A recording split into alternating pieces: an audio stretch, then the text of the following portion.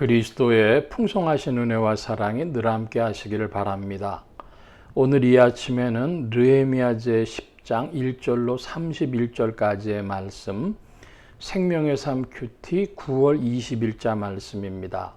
10장 1절 이하의 말씀 봅니다. 그 임봉한 자는 하가랴의 아들 총독 느헤미야와 시드기야, 스라야, 아사랴, 예레미야, 바수훌, 아마리아, 말기야, 핫두스, 스바냐, 말룩, 하림, 무레못, 오바댜, 다니엘, 긴느돈, 바룩, 무술람, 아비야, 미야민, 마아시아, 빌게, 스마야이니 이는 제사장들이요, 또 레위 사람 곧 아사냐의 아들 예수와 헤나다스의 자손 중 빈누이, 간미엘과 그의 형제 스바냐, 호디야, 그리다, 불라야, 하난, 미가, 르홉, 하샤바, 삭굴, 세레뵘, 스바냐, 호디야, 바니, 분이누요, 또 백성의 우두머리들 곧 바로스, 바한모함, 엘람, 사뚜, 바니, 분니, 아스갓, 베베, 아도니아, 비그웨, 아딘, 아델, 히스기야, 아술, 호디야, 하숨, 베세, 하립, 아나돗, 노베, 믹바스, 무술람, 헤실, 무세사벨, 사독, 아뚜아, 불라데, 하난, 아나냐, 호세아, 하나냐, 핫숲, 할르헤스, 빌하, 소백, 르훔, 하삼나, 마하세야, 아히야, 하난, 아난, 말룩, 하림, 바나이니라. 그 남은 백성과 제사장들과 레위 사람들과 문지기들과 노래하는 자들과 느디님 사람들과 및 이방 사람과 절교하고 하나님의 율법을 준행하는 모든 자와 그들의 아내와 그들의 자녀들 곧 지식과 총명이 있는 자들은 다 그들의 형제 귀족을 따라 저주로 맹세하기를 우리가 하나님의 종 모세를 통하여 주신 하나님의 율법을 따라 우리 주 여호와의 모든 계명과 규례와 율례를 지켜 행하여 우리 딸들을 이 땅 백성에게 주지 아니하고 우리 아들들을 위하여 그들의 딸들을 데려오지 아니하며 혹시 이 땅 백성이 안식일에 물품이나 온갖 곡물을 가져다가 팔려고 할지라도 우리가 안식일이나 성일에 그들에게서 사지 않겠고 일곱째 해마다 땅을 쉬게 하고 모든 빚을 탕감하리라 하였고, 31절까지의 말씀을 봅니다.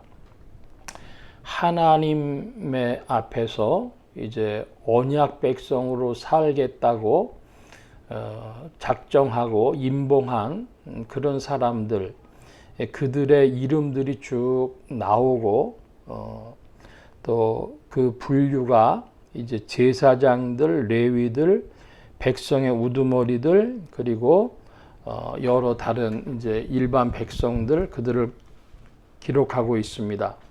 근데 그들이 어떻게 해서 하나님의 말씀대로 언약대로 살아보겠다 그러냐면, 첫째로 하나님의 계명대로 행하고, 그리고 아들들을 위해서 이방의 딸들을 며느리 삼지 않겠고 자신들의 딸들을 위해서 이방 사람들로 사위 삼지 않겠다 하는 이야기를 합니다.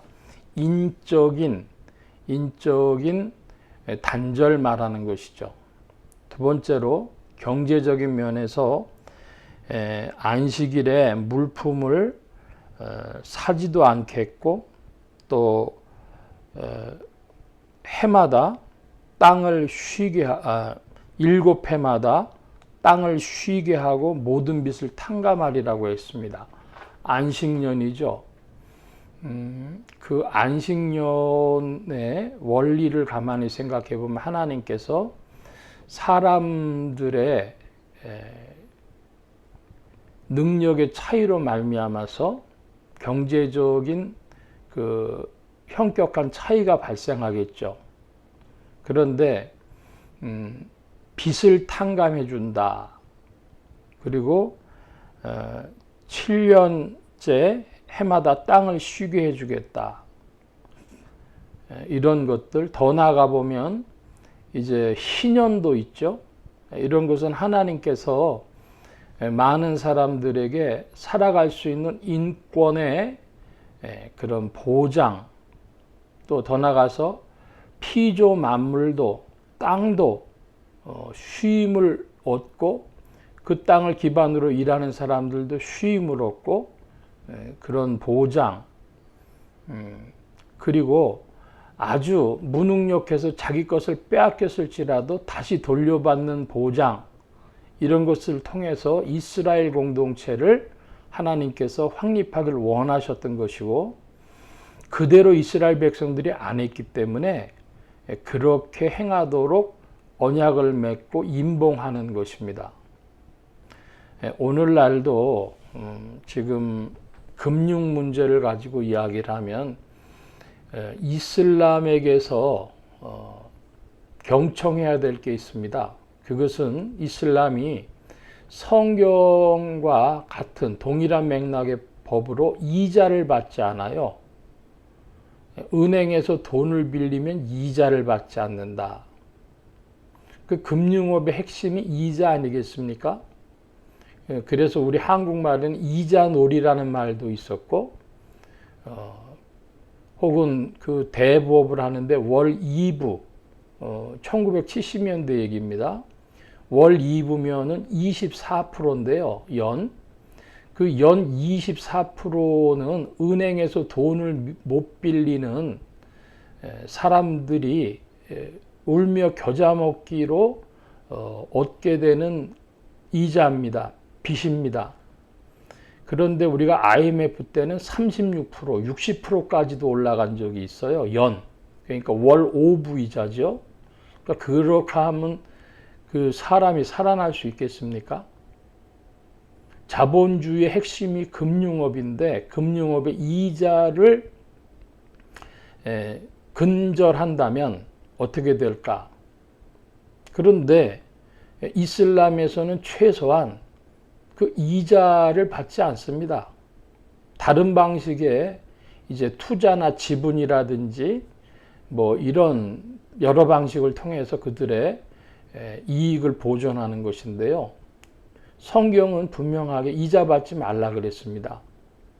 지금 사람들이 공산주의 무신론만 반대를 하는데요.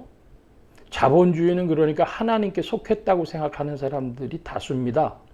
그런데 자본주의 핵심은 금융이고, 그래서 거기에 이자법이 하나님의 정신과 완전히 배치되고, 그 이자 때문에 사람들이 고통당하고, 그 IMF 어려웠을 때는요, 막 그 깡패들한테 위협도 당하고, 돈 못 내놓겠으면은 그 몸으로 때워라, 신장을 떼라, 뭐 간을 떼라, 뭐 이런 식으로까지 한 적이 있었습니다.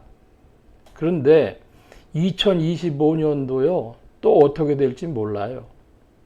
제가 말씀드리고 싶은 것은 은행에서 이자 받는 것은 성경법이 아니다, 이런 말씀 드립니다.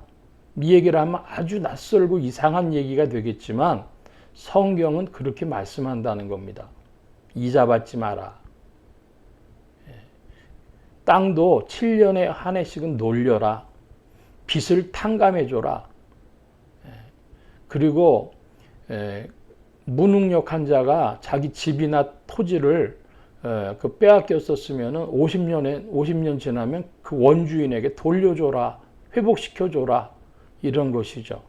그러니까 우리가 성경의 말씀의 의미를 좀 더 깊이 생각해야 될 것이고, 하나님이 원하시는 세계가 되어지면 하나님의 사자들이, 천사들이 보호해주고 하나님이 복 주신다.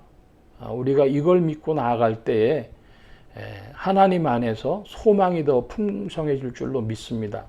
하나님의 뜻이 무엇인지를 질문하고 어떻게 해서든지 그 하나님의 뜻 안으로 나아가려고 하는 그런 발걸음, 또 그런 사회적인 운동, 이런 것들이 있었으면 좋겠습니다. 성령 안에서 천사로 말미암아 보호받고 하나님의 복을 받는, 말씀대로 행함으로 주 안에 은혜가 풍성한 그런 사회와 인생들이 되어지기를 사모해야 되겠습니다. 오늘 말씀 여기까지 봅니다. 기도합니다.